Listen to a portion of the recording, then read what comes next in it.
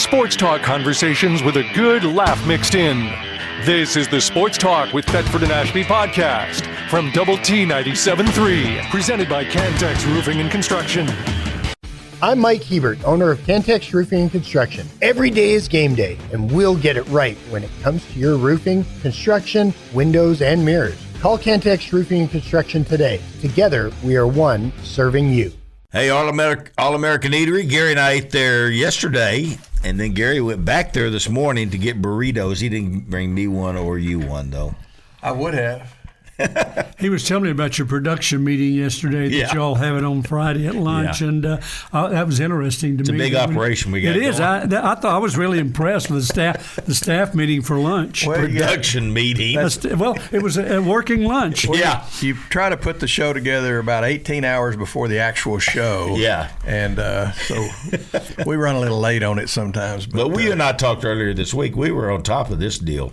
We really were. Well, you were kind to invite me, and I'm honored to be here as always. But yes, I was when I was texting with Gary yesterday on our way out here. He said I was asking him a few questions. He goes, "We're going to meet for lunch and have our meeting." So I was really impressed. Yes, yeah, it's really something.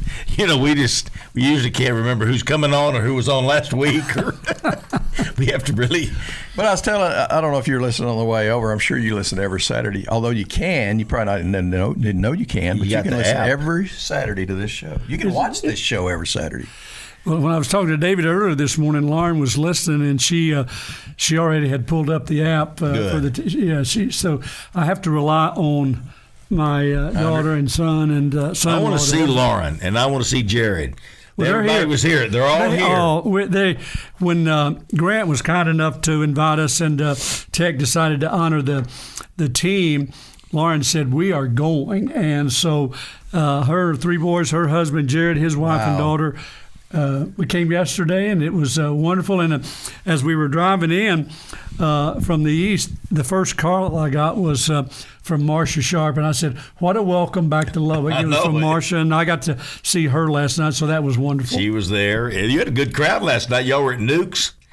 Yes, we were. Thanks to Mark McDougal and his people and his family. They've been so wonderful over the years. But obviously on this trip for us, had a wonderful meal. It was set up beautifully and had a lot of great people there. Grant got to get up there and talk about each other. Wasn't that fun?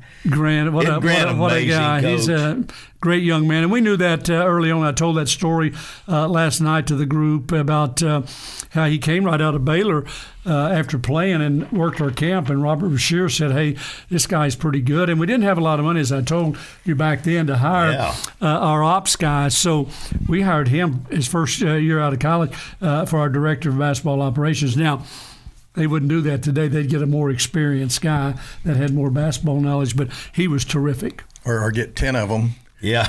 We've ever seen how many coaches we've got? We're watching more suits. Well, it's not suits anymore. It's more of the quarter zips, but more quarter zips than we have players. I know. I was talking to Ren Baker, who's the athletic director at West Virginia, and we were talking about the revenue sharing coming from the athletic department, which every athletic director in university is concerned at how much money they're going to get and how much they're going to have to spend. And I said, now I'm a basketball coach, and I love having coaching, but I think one of the first things I'd do is maybe reduce a little bit number on that staff because we're spending so much money on basketball staff. It just take me too long to remember all their names. You remember the drive-in movie when the drive-in would let out? Yeah. Our tickets are over near the tunnel that the players and the coaches come out. Well, the other day, these coaches started coming out, and it was like the drive-in movie. They just kept coming out, and they're wearing those white, good-looking white tops, and they just kept coming out. I never did count them all. Well, you watch them right when we're coming over to go to the bench before the game. They all do this bump, and it takes a long time. You'd be tired with a teammate just having to shake everybody's hand. Our players wanted to do all that. They wanted to get in the circle and do. I was a little more conservative back then, and I said, "Hey, let's get over here and try to get ready for the game." But there's a lot of people over there, and it does to go through all the players and all the coaches and give everybody a fist bump or a high five. It takes a little bit of time. Speaking of that fist bump, what do you think about the players coming out and going over to the referees and fist bumping the referees and then the opposing coach. Are you good with that? Yeah, I'm good with that. That's something that came on a little bit later on. I used to the officials were probably a little more reserved and stayed away from both benches, but now it's a little more open, and I like and do the both players teams do it? I don't pay that much attention. Do both teams go bump the officials? I know we do. Almost every starter goes and bumps the official, and most times the opposing starters will come down and bump some coach on the opposing. They're doing it in high school now. Yeah. They go down and most of the time the head coach is instructing his starters who've already been introduced, so it's usually an assistant coach or a designated coach that does that. I bumped a few officials, but it wasn't as socially acceptable back then. But I did too, and chased a few as well. Grant was telling that story last night. I'm talking to you. I'm talking. Yeah. When I was at Tech in basketball, we had three coaches: Coach Myers, George Davidson, and Corky. Of course, we never saw Corky. That's nice of you to include Corky. We never saw Corky. He was always recruiting. He was always at somebody's house somewhere living with them until they signed. He was amazing. And that staff that we had in 95, 96, we had Greg Pinckney, we had Robert Bashir, we had Will Flemings, and James Reich. That was our staff. That was a really good. But we had Greg and Robert was what we called our full-time recruiting coaches. Those two guys and myself could recruit. Will was the director of ops. He couldn't recruit off campus. James Wright was back then what we call the part-time coach, and he couldn't recruit, but they all could coach. So small staff in comparison to what we have now. Yeah, it's amazing. You just listed some really, really, really good people. Oh, I'm sure they're good coaches too, but those are good people. Well, I was really, fortunate. Last night, you guys probably saw the score, but Kansas beat Baylor. So I'd text Doc after the game, and Doc was the first guy I hired, Doc Sadler, when I got the job here, and Doc really helped us set the tone for our coaching staff and helped me. And then, of course, Robert was on the staff. We retained him when we came in, and then Robert moved up and did a terrific job. And Greg Pinckney helped us with Mark Davis, who was our first pro that we had here. And then Will, I was so lucky to inherit him as a player, and he was two-time Southwest Conference Player of the Year. And as soon as I could get him back on staff, and then got to know James Reich, who had walked on. And I liked James, tremendous, great family man. And an excellent point, they're all great people. Yeah. Now, Doc, he had a little vinegar in him. Is he the only one that had vinegar out of that bunch, isn't he? Doc, when Doc, he was here, and then he ended up leaving and going to Arizona State, which we hated. But he was very instrumental in recruiting a lot of these guys. And he was a lot like Corky. He just not let go. Sasser, you can talk to him when he comes in. But Sasser originally committed to NC State. And yes, out of high school, and then Doc wouldn't let it go. He just stayed. He stayed after him and stayed. He said, "We're going to get that guy," and we did. And it was he and Coy, and then a player that we had named Lenny Holly. That was a terrific freshman recruiting class that we had. And of course, being able to bring Will back, and we had Lance Hughes and Chad Collins and those guys. So that gave us a good nucleus to get going. Yeah, I forgot about Chad Collins. And Lance Hughes could just... Oh, Lance was amazing. He never lost a dunk contest. He's not coming in? No, he was on the 95 Southwest Conference. He graduated. Yeah. He was a year early, and but what a great score. Terrific Bonowitz shooter. was on the 96. Yeah, Stanley can't come. I talked to Stanley. He's coaching down at Concordia in Austin. He has a game today. But I had a great visit with him earlier in the week. And, Stanley, he was a freshman on that team. That was a tough freshman year for him. We reminisced about that a little bit. He's used to being the superstar because they won state. He told me, he said, I want to go home so bad. I was kidding him. I said, you were a little bit spoiled by your mom and sister at that time. Yeah. Well, did he play much his freshman year? Yes, he did. Or was that Yeah, Stanley played, and then he just got better and better. When we were recruiting him, sometimes you have to really work hard to get a hold of a player. But Stanley, he was either in the gym or at home. Yeah. You could always find him at those two places. And it turned out to be a terrific player. But yeah, he played some. But if you remember on that team, Corey Carr was the second leading scorer and didn't start. Yeah, he came off the bench. And we had really good chemistry, so there was not a lot of playing time to hand out to some of the reserves on the bench. Well, I always get in trouble because I don't ask people. I don't ask. We just talk about what they did or where they were. What are you doing now? Tell everybody. I know what you're doing, but tell everybody what you're doing now. I'm really a great Uber driver for my grandboys. That's what you're supposed to do. Yes. Coach. No, I went to West Virginia year before last. Really enjoyed being there. They had a coaching change. Darren DeVries came in from Drake. I didn't know Darren. Darren didn't know me. Really nice guy, but I just made a decision to come back to Oklahoma, be close to Lauren, my daughter, and her husband Kurt, and now she has 3 boys. There were 2 at the time. They're 9, 6, and 4 months. And then Jared, my son, and his wife Addie live in Stillwater. Oh wow! And have a daughter Layton who's 17 months. So I spend about 4 days a week in Bixby with Lauren, and then I spend about 3 days with Jared. He runs a ranch south of Stillwater, and I've got a home out there, and I stay out there. And so I'm just back and forth and watch ball and talk to a few coaches. Are you still cowboying much? We ride horses. We've got right now we've got cutting horses and cattle, so I enjoy that. I do. Now, cutting horses. It's like 101 defense with a cow. That's all it is. All right. But are you riding? I like Are to you ride. cutting, or are you just riding straight ahead? A little bit of both. I don't do as much, especially with the higher level horses. Okay. They're harder to ride. Because you do know if you fall off, we don't bounce like we used to. That's a great point. So don't and fall off. I do not want to fall off. Do not. No, all right. do You heard not it here fall first. off. Do not fall off that horse. Well, that's great, and I know you love being around those grandkids. Aren't they the greatest? People, during the holidays, they say, "How was your Christmas?" I have Christmas every day. Yeah. Every day. I get to take those boys to school and then get to help Lauren a little bit with the baby for a while. And I get a chance to go work out and then come back and have a little lunch and go pick up in the afternoon. And not always will I tell Lauren, but maybe go get them a little treat, a little ice cream. And she doesn't like for them to have that sugar, but we'll go get some ice cream and then go through the evening. And they're involved in sports. Both of them play basketball, and I try to help a little bit with their teams. And so they have a lot of activities going on. Let me ask you, and you may not want to answer this, but let me ask you about Grant McCaslin. I heard he tried to hire you to come back to Lubbock and help him. No. Grant, he just, he probably felt nice? he probably been nice to an old guy. Grant is a terrific guy. Now, I will say this: at some point, I've told you this, David, and I don't know if we've talked about it, Gary, but I would really still enjoy being on the college campus in the right role. Yeah. And now they're changing.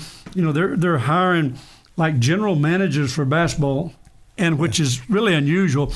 I'm sure it's more recruiting because the recruiting now, and we've got a young man who was one of our managers from Lamesa who helped us recruit Andy Ellis, Jason Stout. Jason works for the Golden State Warriors. He's in their front office. He's going to be here. Wonderful young man.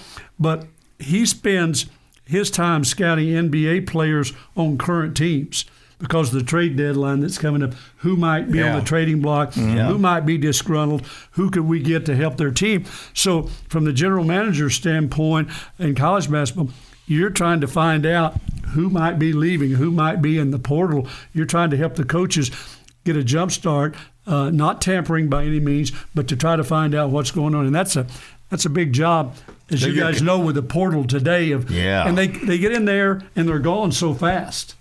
Yeah. So you got to have a pretty good idea who might be in the portal. So you're coming back? I didn't say that. Okay. We'd love to have well, you. Hey, Lubbock. You guys know this. We've talked about it. We love Lubbock, still do.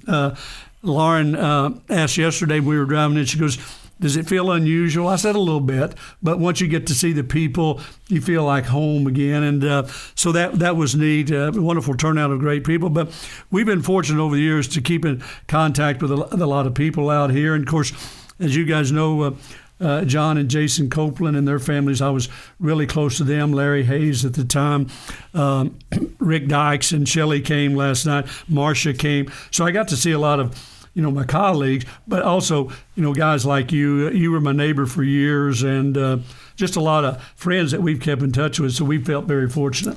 Well, I got a text here from Kurt Langford. He says, tell Coach I have great memories of helping Jack Dale on his Coach's Call-In show on our CompuServe Alumni Forum. It was different days back then. Yeah, it was very different. Tell Kurt I said hello. I remember two things. I'd tell you this story. You guys are in the media business somewhat and know how it is. When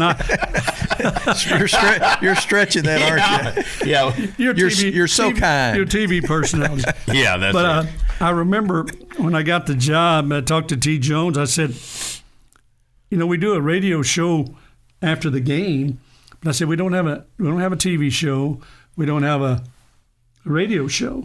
So Craig Wells, I went to Craig Wells, and I said, I'd like to have a... He was at KCBD at the time. I'd like to have... And Bill DeTurnion was back there then, and he said, okay. He said, there's not much interest. And I said, I know that.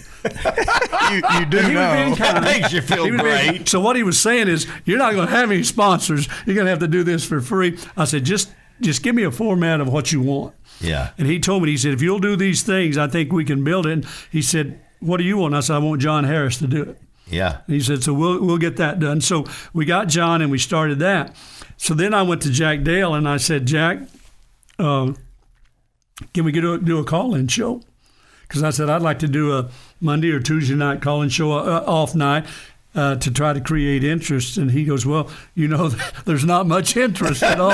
And he said, we're going to have a hard time selling it. But he said, I'll do it if you want to. And he gave me one piece of advice. He said, one thing I want to tell you is you've got to take the bad calls with the good. Yeah. Because he said you're going to get some critical calls, and you've got to handle that in the right way. So I got great advice from Craig, great advice from Jack. Kurt came along, but we finally got them both going, and I'm telling you, it was wonderful. We had great sponsors, and we really enjoyed it. It's big time. It really, Coach, really. And Marcia, she had nothing either.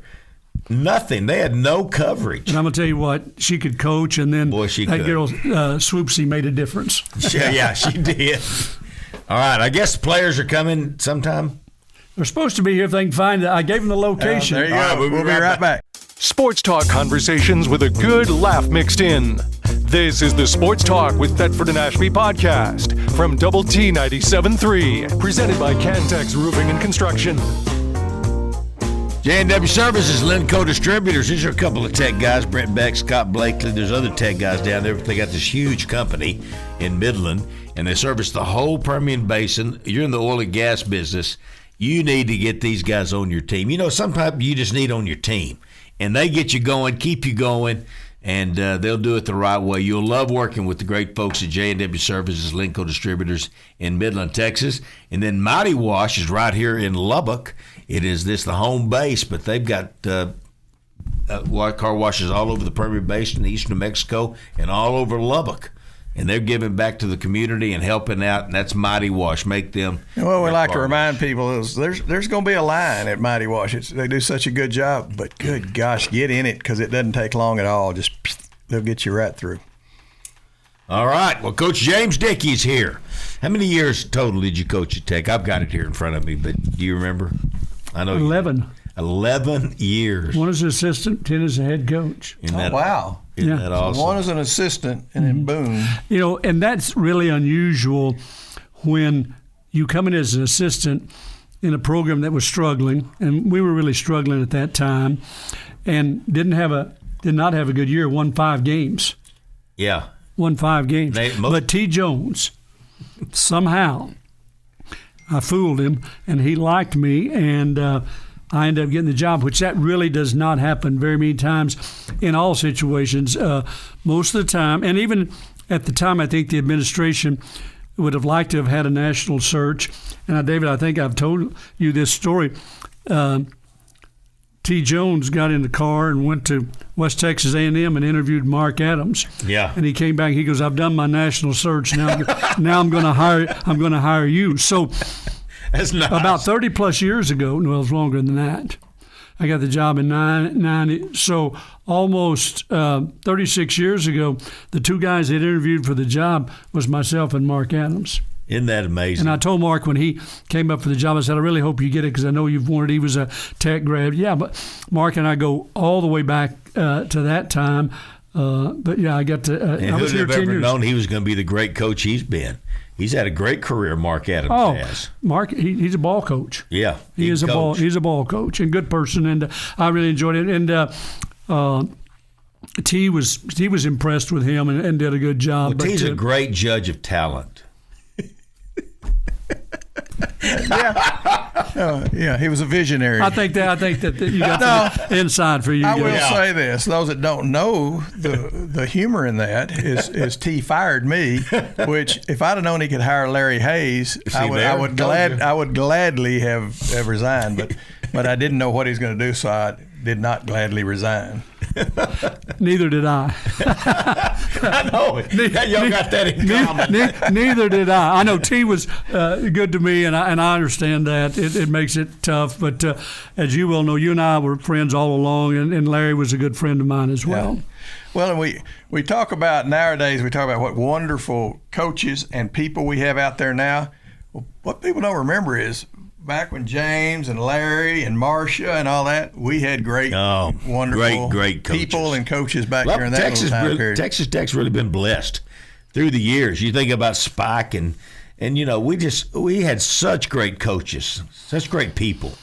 Well, you're going to have a guest later on who's a dear friend of mine, and when he was chancellor, one of the things that we always talked about, I said, please hire somebody that wants to be there. Yeah. Yeah. Just get somebody that wants to be there, not somebody, because people used to think, well, you just want this for a stepping stone job, but we really loved it. We actually, we loved living here. We loved the community, and when I would come back with Oklahoma State, those guys would go, how in the world did you lived out here? Did you like it? You had the wind, you had a little bit of dust. I said, man, we loved it out there. And they couldn't understand it. But, the people are one of the things that make it special. And I thought we had wonderful amenities. We had a great airport here. We could go in a lot of different directions with direct flights. And back then there wasn't much private plane use, so we had to go commercial, as you well know, recruiting. And he had to go we couldn't afford that. He had to go in a van. What are you talking about, flying? We went in a van. And had to drive them. I remember Doc and I took a recruiting trip to, we were going to College of Southern Idaho, and we went to Salt Lake City, and we didn't have any money. We used our own hotel points to stay in a hotel so we could save money. Well, I'll tell you real quickly, the first time Texas Tech baseball ever flew, I raised the money on the side. It wasn't athletic money. I raised it on the side, and I go into Coach Conley, and I said, Coach, we're going to fly to a tournament out in Las Vegas. And he didn't sit there very long at all before he says, no, you're not going to do that. And I said, well, Coach, I raised the money. It's not coming out of the budget. He says, yeah, but if you fly, Corky will want to fly. Yeah. And I said, well, Coach, if Corky raises the money, let him fly. Yeah. So he let us do it, but it was over his dead body. Right. There was a lot of that coming up. Is that there just wasn't an abundance of money. You had to do more with less. Yeah. That's kind of how it was. Or less with less in my case. Can you believe where we are today? Can you believe the funding can you believe we're paying players, Coach? It's a different world. It's a different world. I'm happy for the money that the coaches are making and the budgets they have, and happy for the loyal support. And I'm happy that players are getting some of the revenue sharing. But I don't know where the lid's going to be. Where's the top? Where's it going to stop? And it's going to have to. Yeah. People, I think, talk about this nationally, and I think even probably Cody and even the chancellor will touch on this. The word is it's not sustainable. How's it going to be sustainable? Yeah. Can you remember what your first contract was at Tech when you were the head coach? Yes. How much was $80,000. See, they get that a month. And I was glad to have it. I know. Darn right. I was glad to have it. Yeah, well, it's a great job. I thought, hey, I just got the head coach's job at Tech. And the great thing, I had some incentives built in there.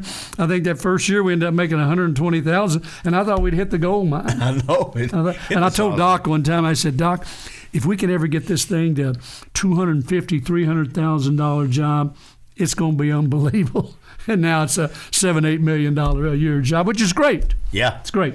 It's great for the coaches. But I'm concerned about college sports and where we're going to go.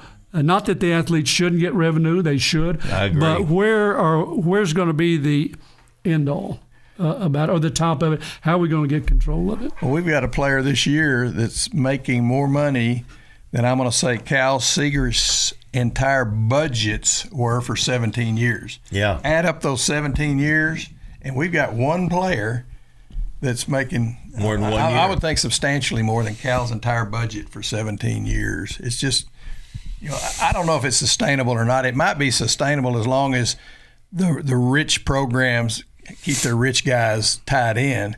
Yeah. But the others that don't have those TV rich people, revenue, it's they're getting to the point now, Coach. Eventually, we'll pay for every show, every game we want to watch. I think we're going to have some service like Prime or Netflix or to get a game. Right. And right. I hate it. It's a little bit different. And one of the things from a basketball perspective, I think that you're going to see less and less upsets in the NCAA tournament because without a doubt, you just cannot get those players.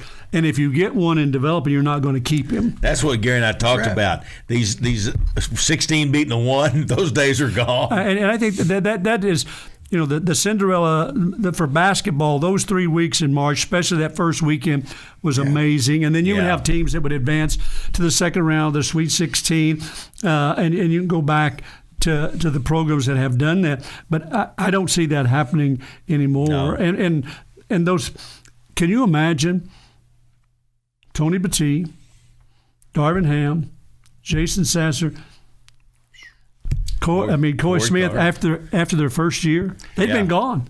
Oh, yeah. We wouldn't have had wouldn't have had the money to keep them. Wouldn't have, and all of them stayed 4 years except for Tony, and he went early because he was the number 5 lottery pick. Yeah, and all of them stayed. Well, that's the way it should be. I mean, you got to have there's no loyalty anymore. Some guy's fixing to play for his 7th team. Oh wow, 7th team, some football player, because he got a COVID year and he got a. He said, please. Yeah, and so he's about to play for his 7th team. When we were at West Virginia, we had a player that would have probably started for us in the fall. He ended up leaving and started for another conference school the spring semester of that year. Yeah. I keep waiting for, like, during a game, you go over there. Halftime? Here's $1 million, and he'll have a different uniform. Switch at halftime? Yeah, and probably be eligible to play the second half. I know. Well, hey, we want to, if the players are coming, and I think they are, but tonight is a big deal. The 95-96 team is going to be recognized during the first half, and y'all are going to march out on the court. That team was 30-2. That's what it was. The best record in the history of Texas Tech basketball. And, Coach, it's really not even close. The team that went to the finals with Coach Beard, 31-7. You were 30-2. And really what Gary and I really wanted to talk about today was Eastern Michigan. And what happened? What happened? Hey, talk to Chancellor Hans when he was at that game. Oh, he was. He was at that game, and then watch us struggle through LaSalle. Well, I'll tell you what happened. Earl Boydkins. Yeah, that's what we couldn't guard him. If you look back at the 2 games we lost, Earl Boydkins, who was a point guard that played the NBA forever, that was hard to guard. Yeah. And then a guy from Georgetown named The Answer. He's the answer. Allen Iverson. And I'll never forget Robert Bashir in our staff meeting. After we'd beaten Carolina, we were talking about watching film and getting ready for Georgetown. He said, Coach, what do you think about playing a little bit of zone? And I said, man, we've won 22 games in a row. Yeah, playing man. We're going to have Jason Martin step back, flatten him out, and just not let him turn the corners. Yeah, okay. Now that shows you how smart I was. And then I ran into Jim Boeheim at the Final Four that year, and he goes, "Hey, why didn't you play a little zone?" I said, "Jim, I know you play zone." He goes, "Yeah, we beat him in 24 and 26. I felt really bad then. I felt really bad. Felt really bad. So but that was just amazing. What a coach! I can't even describe to you what that year was, and I know for y'all. These guys, I don't know if you remember now. There's Jason Martin right there, but we. We had the longest winning streak in the nation at 22 in a row. And the other thing, I think the history of the Southwest Conference was 75 years. I believe I'm correct. I think there was only 3 teams that went undefeated in the regular season and won the postseason tournament, which these guys did. Yeah. They won 14 games in a row and then won the Southwest Conference tournament. So that's hard to do, to run the table. And, I think, trying to think back, Tony missed a game at A&M with an ankle. Darvin had a sprained ankle, but still played at Baylor. Sass didn't get hurt. We had great starters. We had Warriors, tough guys. And I can remember the game at Texas, which everybody picked us to lose. We had a big lead in the game, and then Texas made a little bit of a run, and then Corey Carr hits a shot from the baseline, puts us up 9, and Jay Martin gets a steal and goes down and gets a 3-point play, and we end up winning at 17 at Texas. So I can think back, but you bring up Eastern Michigan, boy. Eastern Michigan. I didn't coach very well, and Earl Boydkins was pretty good. He was pretty good. He must have been. It really was. But we didn't play very well. And the great thing about it, after we beat LaSalle the next night, you beat them 4. Yeah, barely. Yeah. We had a week off between there and East Tennessee State, and the players did not like me very well during that week. They didn't. No, that was a long week. Did you get their attention? We practiced, I'll say that. Good. We practiced. Then we got to Johnson City and got snowed in for about 5 days and didn't even get to come home, and had to bus to Knoxville, Tennessee, and then fly to Fort Worth and won the first conference game against TCU. How about that? First conference game against TCU. That was at that year, and we hadn't even been home. We'd run out of clothes. The hotel run out of food in Johnson City. We had to bus down to Knoxville because they'd run out of food. I mean, it was really a tough blizzard. Y'all played in the Coliseum that year? Yes. Yeah, that was the last year of the Coliseum. Yes, sir. That you played. Yes, sir. Was it the last? No, it wasn't the last year, but that was a special year for us, and we filled the Coliseum was filled every game, which was great. Oh. All right, some of these are related to Coach Dickey, so I'm going to read some texts real quickly. This one does amen to that. When I grow up, I want to be like Larry Hayes. Love seeing him at church when they come back to visit. All right, next one. Let's see. Coach Dickey had a great team that year. Allen Iverson was the real deal. Wish that game would have been seated. We almost beat them, didn't we, Coach? Play later. We had a chance. It was close. There. Oh, we had a chance, but I should have done a better job coaching. Should have gotten a zone. All right, You're right. You're right. Yeah, I should have played the zone. Here's a texter that says, "Why didn't Coach play a zone again?" No. Hey, that's good. I made that one up. All right. Let's see. Hey, Coach Dickey, this is Robert Delgado. Let's see. Great to hear Coach Dickey brings back great memories. Thanks, Coach, for what you did here at Tech. Wreck 'em. Met Coach Dickey at the team roping at the Watermelon Roundup in Plains. I was cooking burgers for the concession stand. At the Watermelon Roundup. They have a big watermelon deal down there. Copeland and I wasn't going to miss that. I already said I was cooking burgers for the concession stand, and he ate 3 burgers in a period of about an hour. That's probably right. He would get one, tell me it was the best burger ever, and come back about 30 minutes later for another. Let's see. Texter says, "Dear TNA Show, how are you? I am fine. It was great to hear Coach Dickey on your show. He mentioned all the quarter zip coaches and NIL earlier. Dickey was a tremendous coach and recruiter. Can you imagine how dominant he would have been with NIL?" That's right. Okay. All right. I think we're caught up. That's good. We're going to have the players come in. Is Brock Barnes coming? No, he cannot come. I talked to him last night. He cannot come. Is Coy on the way, Jay? He texted me this morning, but we got Jason. It's not your job. We got Jason Martin, who was a great point guard for us, and then Jason Sasser, who's the Sasser's been on the show before. Sasser, the Ultimate Warrior. That was his nickname, and we'll be right back. Sports talk conversations with a good laugh mixed in. This is the Sports Talk with Thetford and Ashby podcast from Double T 97.3, presented by Cantex Roofing and Construction. All right, welcome back to Sports Talk with Thetford and Ashby. Coach James Dickey is here. He's still on the screen. Good. Make sure you stay on the screen there, Coach. But we got a couple of his former players here. Jason Martin, right here. And I hadn't seen Jason since the last game you played? Yeah, it's probably 96. Yeah, it's 96. I think I've been to Lubbock twice since then. Is that right? Where you living now? Los Angeles. Oh, my. Yeah, I've been out there for a while. Yeah. Well, I don't know Are you about big a movie time. star? No. No, not a movie star. I've been working with athletes for a while, for about 30 years, on the agency side, on the finance side. Good.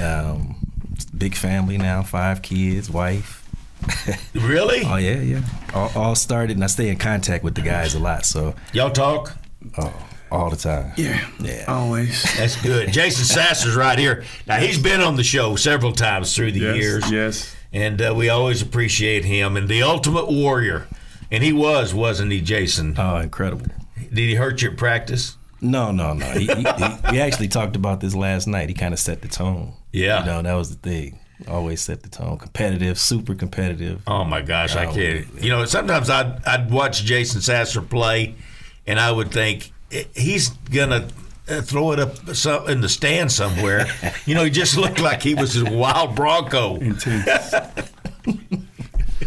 And I'm not going to say that about him, because the one thing that about Sass and all the guys, they were competitive. But that Sass will tell you today, his greatest trait was he hated to lose. He despised losing, and then he had great teammates that he cared about. But if they flipped over on the other jersey, he would dominate you. If you didn't play hard, if you didn't bring it, you're going to get dominated, and that's what he would do. And the other thing he told me last night, he reminded me how much he hated when I subbed him out of a game. And Jason was really coach. Well, all these guys. Now, I'm not saying that we didn't have disagreements, because we did, and they were strong individuals. But at the end of the day, when I said, hey, this is the way it's going to be, they would get in line. But when he would come off, he would want to argue about not coming off. I'm not going to foul. I'm not going to be. You're not taking me out in the first half with 3 fouls. I got 4. I'm not coming out of the game. Got 2 more. And then Jay Martin, he was that tough competitor that would get in somebody's grill. Opposing point guards hated to play against him, because he set the tone for us defensively in that he put great pressure on the ball that allowed us to get out in the passing lanes on the wing, that to get on the high side in the post. And then if you think back, we really had great individual skill players at each position. Jason at the point, Coy Smith at the 2, who was athletic, silky smooth, could really stroke it and could run through passes. And then you had Sass, who could play the 3 or the 4. He could get out on the wing and he would just get in people. And then Darvin Ham, who was strong at the 4. And then Batee was a basket protector for us. So we had prototypical players at each position. Yeah. And then you had Corey Carr, who actually was the second leading scorer to Sass, coming off the bench. And I had to talk to Corey about that, and so we came up with the deal. Hey, we got 6 starters. That's what we've got. You're a starter, Corey, but you got to come off the bench, because we were so much better when he came off the bench. Sometimes when you sub, you have to either play even or you'll go down a little bit. When he came in, we elevated offensively and defensively, and the guys really bought in. And you talk about fun to coach. And I said this, it's really kind of true. People asked me, he said, what did you do with that team? I said, I tried not to miss the bus. Yes. And that's true, because, we left Pullman, Washington. We were dejected in 95. We were so disappointed that we didn't make the NCAA tournament. Yes. We'd won the Southwest Conference in 95. We were a dang good team. We were an NCAA tournament team.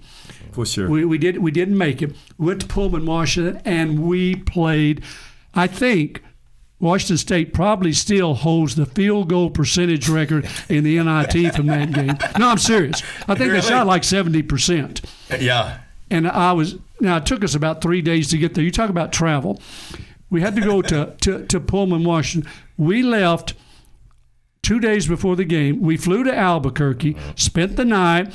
We flew from Albuquerque to Salt Lake City to Spokane, got on the bus, bussed over to Idaho, and we stayed in Idaho and played at Washington State. Wow. Do you remember that? No. Coach Dickey's memory is still so sharp. Unbelievable. Bob Bockrath was with us, and he was the AD at the time.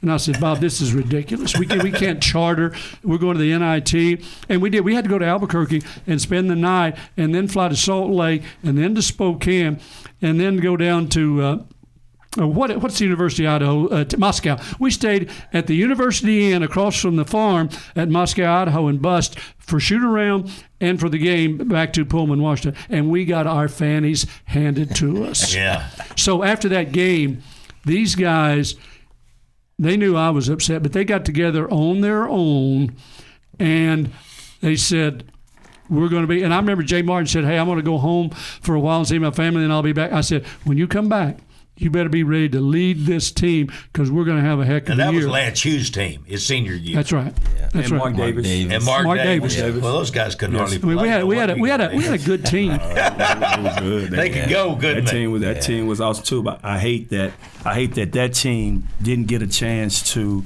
show how good we was on the national stage. So that was a great team. Yeah, that was a really good team as well.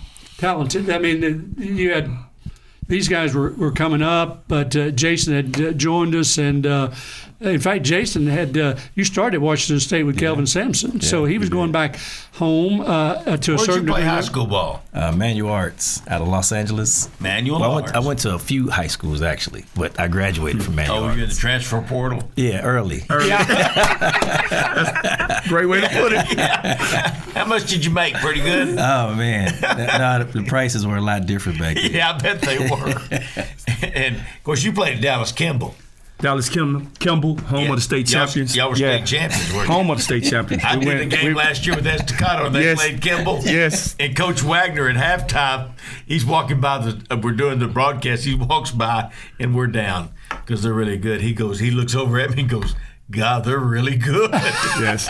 Yeah, I come from a great high school program. Actually, coming in, we were always good. So coming in as a freshman, first of all, I wasn't even supposed to play basketball. Let me just say that. I'm a football player. I played football my whole life. Never played organized basketball like into the 9th grade. But going up to Kimball, I was going to football practice during the spring, and I was going to play basketball because I loved it. I played on the playgrounds and gyms everywhere. And the head coach, Jimmy Tubbs. You remember Jimmy Tubbs? Coach, he was a great gentleman. Yes. Ended up being the head coach at SMU. That's right. He'd been assistant at Oklahoma. I loved Jimmy. Great gentleman. He passed away, but boy. Yes. But he set the tone at Kimball High School. Jimmy Tubbs did. Yes. Good. So Jimmy Tubbs, I'm walking to the gym. Jimmy would stutter a little bit. Hey, Sasser, come on in the gym. I said, Coach, I'm here for football. But he knew my dad. So I'm here for football, spring training. So just come up in here. Come play a little bit. So I go up in there playing, and I could play basketball because I played all the time, but I just never played organized. And we had a good team then. I'm going to layup. They hit me, but I'm coming up. Get up, little freshman. Just competitive from the jump. So I was like, y'all must think I'm soft just because I'm a little skinny freshman and I ain't been lifting weights and all that. I'm going to come back tomorrow. And I started going back every day, and I stopped. My football career was over at that point. But basketball turned out okay. It was great. Well, tell everybody where you are now. Yes. Because I've seen him at Red Oak. Yes. So yeah, I still have a mortgage business, real estate business, so I'm still doing that. I was doing that even when I was playing. But I also wanted to get into coaching. So, not wanting to get into coaching. I was coaching probably over 20 plus years because I was coaching YMCA basketball with my kids, coaching Little League football. So I was always coaching when I had time. But I wanted to get into coaching as far as at a different level. Had an AAU program, Texas Saints, for about 2 or 3 years. Then I got into high school. I started off at Cedar Hill High School as assistant of the Brandon Thomas, who's the head coach of Faith Family now, where JT is from, where LaJazz is from. They graduated from Faith Family. So I did that for 1 year as an assistant. Then I just put my name out there, ended up getting a head coaching job at Red Oak High School, Safavi High School in Red Oak, Dallas suburb. I did that for about 5 years.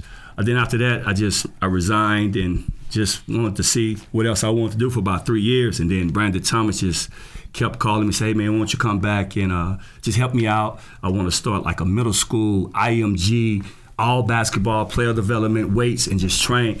So I can do that. So we went out and recruited the best 8th graders around the whole city of Dallas, and Faith Family at that time didn't have a feeder school. So we got that together. I coached that team that next year, and those guys are still there playing really well now. They're all freshmen, studs, and we play like a varsity level schedule at Faith Family with them.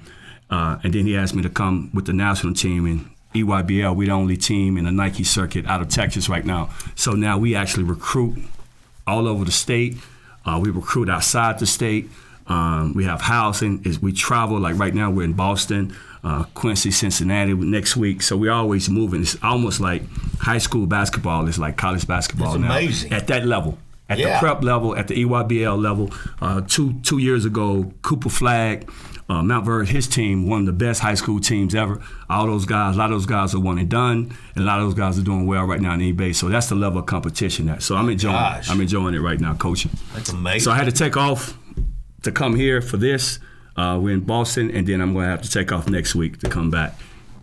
For the Ring of Honor, which he's very well deserved. Yes. Congratulations. Appreciate you. That is amazing accomplishment. Very well deserved. Great. But again, you got to have good coaching. You got to have good coaching. But you also have to have great teammates. So these guys, I let them know. Another thing I hate that we didn't get a chance. We did great. We did, but we actually was good enough to win a national championship. I agree. We talking to Grant last night. Grant, y'all really didn't have any holes. We didn't. But, you got to do a lot to win a national championship. The ladies did it in 93, but it's sometimes things don't go your way. But even that time we was in Minnesota, that right there was our national championship. We came up short, but we were good enough to win a national championship. I just hate that we didn't get far, but I still think we're the best team ever out of Tech. I'm going to put that on record. And guess what? You can always argue it because it's fun. That means that we got multiple great teams that people can argue about through different areas. Well, y'all were 30-2. I think we got the best record, though. You do have the best record. So Beard's team that went to the finals, they won 31 games, but they lost 7. Oh, we good then. Yeah. We're good now. Y'all are still got it. I'm going to say this. It's, also, Gorey Johnson finished up with SAS there. And Gorey did a great job at camp. He was a tremendous gentleman, was very open with us and honest about when we were recruiting Jay Sass, and so he was very helpful. And then the story on this guy right here, he was playing for Kelvin Sampson at Washington State. Yeah. And so he decided to leave. He wanted to go in the portal. So I called Kelvin, and he said, I can say a lot of good things about you. And he said, a lot of great things. He said, I just want to tell you 2 things. One, he's hard-headed, and you're going. He said you're going to butt heads with him. But he said, I'm going to tell you something. He'll give you everything he's got. And so we needed a point guard. We lost Lenny Holly right before the season, and Jason will tell you that really hurt us for a couple of years. It took us a couple of years to get back, but Jason was the guy that came in '95 and gave us solidified our point guard position to where he could distribute, to where he could defend. He loved getting his teammates involved. He would share the ball. He got more thrill out of sharing the ball than he did scoring, and we needed that. But that really solidified our team, and we didn't butt heads that often, but he was really tough and wonderful young man. We're glad he joined us. I'm glad you said that about Goree, because I played with Tubbs just my sophomore year. We won state that year, and then Goree came the following 2 years. And we had Chris Dyer. Y'all won state again, didn't you? Chris Dyer coached Tony Batiste at South Oak Cliff. So there was a connection. Is Batiste coming in at all today? Yes, but he's going to be here later. Good. He's going to be here later. But Jason was the guy that averaged 5.7 assists a game. Do you remember that? I do.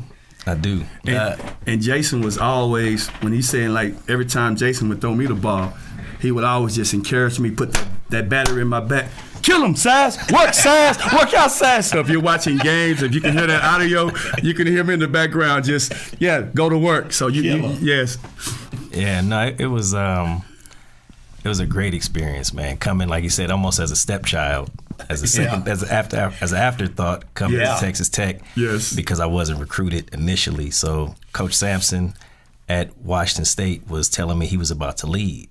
So he was very candid. He was like, look, I'm about to get out of here. What are you going to do? I don't know what's going to happen next year. So got time to reflect with my parents, and Coach called, and Doc Sadler. Yeah, Doc Sadler. Yes. Yeah, they reached out to me, and I came mid-season. So I came, and I had to sit out for a whole year. That's hard. Oh, man, for a kid in L.A. with a lot of energy, what Coach is saying, man, I stayed in trouble because I was just so curious, and the first time really away from home. And if these guys weren't here, I would have went back to Los Angeles. You know what I mean? But they wrapped, bonded. yeah, they wrapped their arms around me, and it's so incredible because those are my best friends still to this day. So a lot of different things have transpired since then. That's right. Have played all over the world and traveled with Magic Johnson's traveling all-star team, and been a sports agent. That? Yeah. I've represented maybe 6 or 7 guys that have been in the lottery. Started a sports agency. Have been a part of some really incredible things that just advancing the game of basketball. Recently took over the Drew League. It's a league in Los Angeles. It's got like a 52-year history. You took it over. You're running it. Yeah.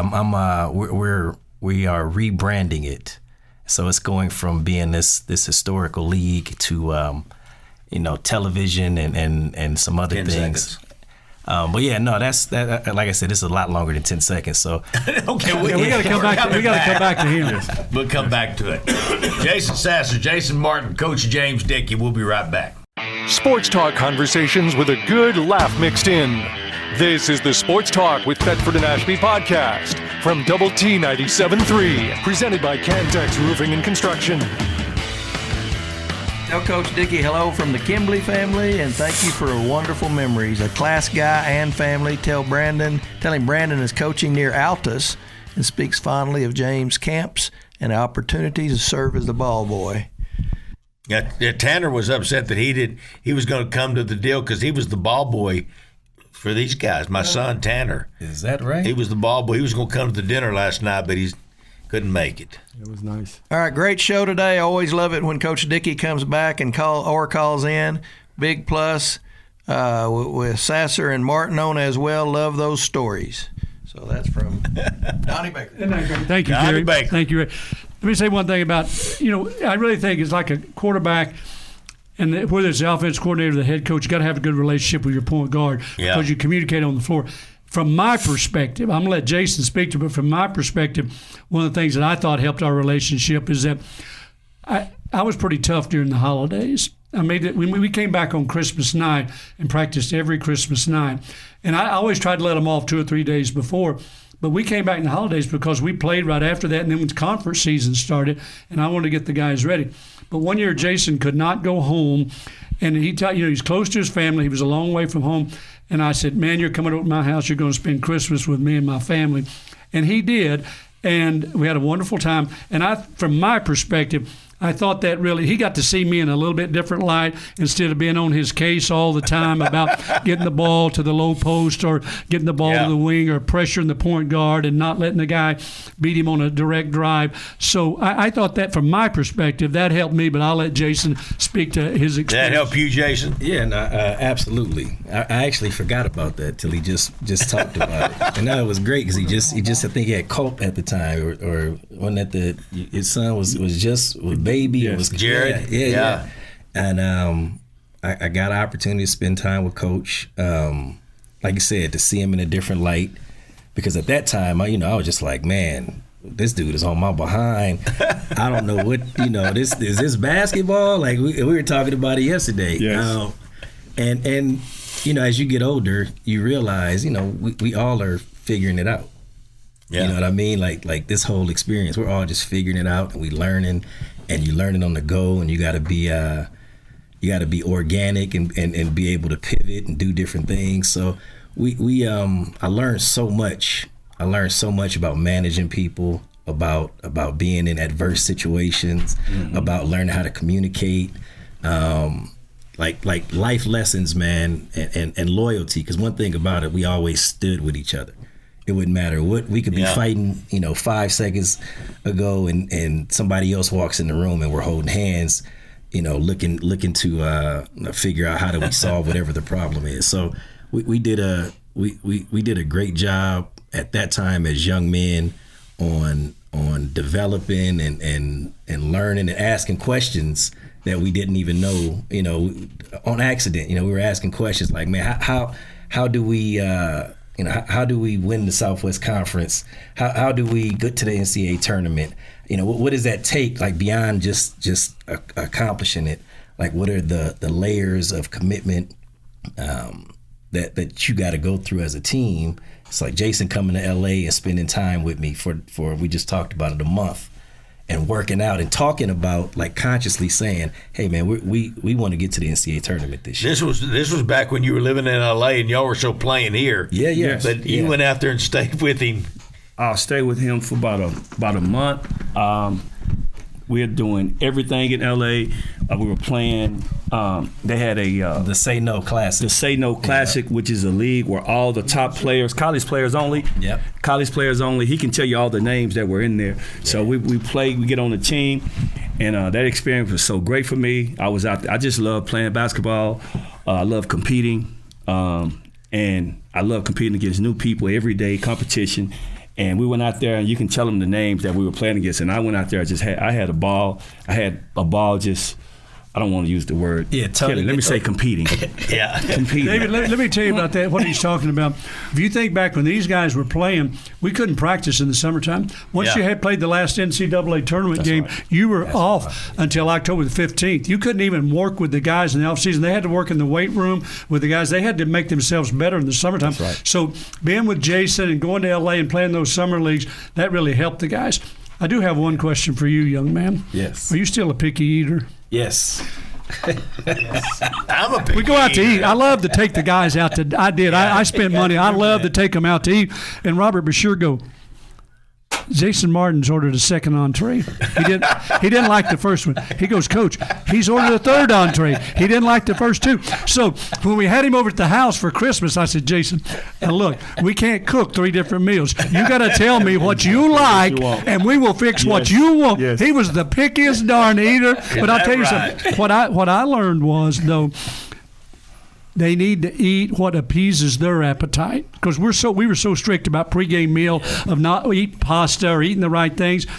Let them eat what they want. That's what they ate at home. Let them eat what they want. Yeah. But he was, and so we did fix him what he wanted for Christmas, and he enjoyed that. That's great. We find out things we never knew. Picky well, that's eater. just that was. Did y'all make fun of him, Sass? Did y'all make fun of him? Boy, he's eating. You probably eat everything they put in front Not of really, you. because Coach Dickey, what he was saying, trying to, he was basically introducing us to certain things, and he wanted me to not put steak sauce or put any sauce on my steak. I said, Coach Dickey, you may eat your steak like this. I want my steak like this. I need some Heinz 57, some A1. I got to have something on my steak. He said, a good steak doesn't need any sauce. So I always remember that from Coach Dickey. We would go into a steak place. I'd say, what do you guys want? Well, we want steak or we want pot, whatever they wanted. So we'd go to the steak place, and I said, all right, guys, you can only have them now medium rare. And they would look at me and they go, no. And I'd say, Sass, don't put anything on that. I tried to help educate them on how to dine just a little bit. We're gonna get. I assume we're about to get Doc Sadler on the phone. Yeah. Now he's still coaching at Kansas, right? Is he here? He's still coaching at Kansas. He's at Kansas, and he called me last night. He just texted me. Well, you just do the best you can. Pick up some old program till you coach. Is he on the? Oh, we're calling him right now. Okay, this will be fun. They played last night and beat Baylor. They played great. They got a player over there, man. Goodness gracious. Yeah, he might be the best, guard that we've seen. Peterson. Yeah. I tell you, have y'all seen DeBonsa play? Oh, tonight I'm excited. Gosh. Yeah, we got a chance to play them, and we got a chance to play them last year when he was in high school, Faith Family, and went up there and played them, and I could see the raw talent, the potential even then. DeBonsa you're talking about? Yes. I wish we had him. Yes. Although we're pretty good anyway. Yeah. We really are. We got to beat him. You got to beat him tonight, though. We're favored in the game by 3.5. They've lost one game to UConn barely. Do we got Coach? All right. Coach Doc Sadler's joining us. How about this on home week? This is a lot of fun. Coach Dickey, why don't you talk to him? Hey, Doc. Doc, this is James. Hey guys, how y'all doing? Hey, what a great group of guys. Hey, Doc, we got Jay Sass, we got Jay Martin here, and David Thetford. You're on with both of them, all three of them. You got talking to that microphone, Coach. That little head deal doesn't work. That deal, yeah, there you go. Doc, can you hear me? You bet. I heard you, and I know this. I don't know why you or me or Dave's on there because them other three guys. I know it. Hey, Sass has done 92% of the talking. Jay Martin's done 8. No. Well, the good news is that's all the people want to listen to anyway. You got that right. Stop it, Doc. What's up, Doc? Sass is kind of like when he played. Jason passed it and never got it back. That's right. Doc, you're rolling, baby. Way to come on rolling. That was a good deal because all of us knew when Sass had that basketball, some good things were going to happen. Well, let me say this, Doc, and I'm not going to put my friend Jason Martin or any other players on blast, but they always said that, right? I knew how to win. So when the ball did go to me, if they had a good enough double, now if the double wasn't good enough and I could split it or get my shot off, that's on the defense. That's their fault. But if the double was good enough, that ball was always passed out because we had great shooters around me. I always set great screens. We set great screens for our shooters because I knew that if I can get my shooters off, they have to pick their poison. Either y'all going to take me away. If y'all take me away, we got shooters. So if you look at the Texas Tech history, I think still top 10 in assists. So I get a bad rap. Top 10 all time assists, I believe. Yeah, now here 2.9 that year. Wait, no, the key word is willing passer. Willing passer. He was not a willing passer. He was a. Let's just being honest now. No, I was willing if the double team was good enough. The double team, you can't. I'm a scorer, so I'm a scorer. He was a reluctant. No, I wasn't reluctant at all. If the double team wasn't good enough, it's a bucket, and you're 50+% down there. Now, if the double team is good, then you pass the ball out. Yeah. Now this is called Jay Sass logic, right? This is what everybody asks when you get through or you're not around and they say, man, what do you miss most? Those conversations were just the same conversations that they had in the locker room. And, you could hear them after game. We'd have to say, can you guys quieten down? Yeah, that's what made that team so special was because they all understood their roles and they all did it very, very well. And Doc, I'm going to say two good things about you, and then I'm going to be quiet here. One. Obviously, we've had a great relationship for decades, but unbelievable recruiter and coach, and appreciate what you did for us here. But the second thing, Doc helped me learn how to coach Jason Sasser amazingly. Because now I was on fundamentals. Yeah. I mean, I wanted to go off the left foot, right hand, right foot, left hand, good shot. And I was on Sass's behind so bad one day. He was going in and shooting off-balance floaters. He was throwing up shots, and I was on him hard. And Doc came over and grabbed a hold of him, and he said, do me a favor. He said, leave him alone for 5 minutes and don't say a word to him and watch what he does. He kicked everybody's behind in practice, and that helped me. That helped me more than anything. And Doc he helped us in so many areas, but he really helped me learn how to coach Jay Sass. We were talking about that. So Thomas Hill, a good friend of mine, played at Duke back in the day. He put something on Facebook and said, Sass, you were ahead of your time. So back then, I would just shoot shots left hand, right hand off either foot because it felt comfortable. Yeah. I just believe I was ambidextrous with my feet or something. I didn't feel no other way about it. You know how people are ambidextrous with their hands? Yeah. I was ambidextrous with my feet. Yeah. But it would throw people off. I would jump off the right foot, left hand. But if you look at the NBA game now, you look at the college game now, every great player has offhand, different hand shots and all that now. So he made a great point. One thing about Sass, we talked about it last night. It was his touch, right? He had an unorthodox game. And like back then, it was considered unorthodox. Right. But now every European player, all of the top NBA players from Joker Luka, these guys are shooting off wrong foot, same hand, same leg layups. Yeah. And again, one thing that went underrated was his touch. And the only way you can have that kind of touch is either you play a lot of basketball or you practice a lot. And he played so much. And that's what we kind of talked about, changing the culture. We were saying how our games at the Rec were more intense than any team we played against, and you would see things. No joke. And you would see things in the Rec that I still haven't seen maybe in 35 years, with Darvin Ham jumping around and Batty. You forget that these guys were kind of playing a role. Lance Hughes. Lance Hughes is a cartoon character. Yeah. I'm going to demonstrate on Jason. This happened in the Rec, and I'm putting myself out there. People go shame me for it, but it's okay.